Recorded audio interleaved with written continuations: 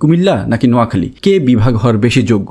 চলুন ভৌগোলিক অবস্থা, অর্থনৈতিক গুরুত্ব, ঐতিহাসিক পটভূমি ও প্রশাসনিক দিক থেকে বিশ্লেষণ করি। প্রথমে আসি ভৌগোলিক দিক থেকে। কুমিল্লা জেলার জনসংখ্যা 60 লক্ষেরও বেশি, উপজেলা আছে 17টি, যেখানে নোয়াখালী জেলার জনসংখ্যা 31 লক্ষ, উপজেলা 9টি।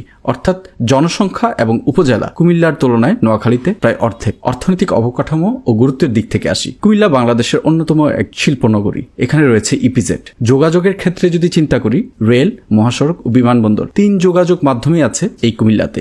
শিক্ষা প্রতিষ্ঠানের কথা চিন্তা করলে কুমিল্লা বিশ্ববিদ্যালয়, কুমিল্লা মেডিকেল কলেজ, সার্ভি ইনস্টিটিউট রয়েছে কুমিল্লাতে, যেখানে নোয়াখালী অনেকটাই পিছিয়ে। ঐতিহাসিক ও সাংস্কৃতিক গুরুত্বে যদি বিবেচনা করি তাহলে দেখতে পাবো কুমিল্লার ইতিহাস অত্যন্ত সমৃদ্ধ। ময়নামতি, শালবন বিহার, রূপবান মুড়া, ইটাকুলা মুড়া সহ প্রাচীন অনেক নিদর্শন আছে এই কুমিল্লাতে। মহিষী বেগম রোকেয়া, কাজী নজরুল ইসলাম, বুদ্ধদেব বসুর মতো সাহিত্যিকদের প্রভাব এই অঞ্চলে ছড়িয়ে আছে, যেখানে নোয়াখালী অনেকটাই পিছিয়ে। কুমিল্লা যদি বিভাগ হয় তাহলে বাকি যে 5টা জেলা আছে, এই 5টা জেলার সেন্টার হয় কুমিল্লা। তাহলে খুব সহজেই বাকি জেলাগুলোর সাথে কমিউনিকেশন তৈরি করা যায়।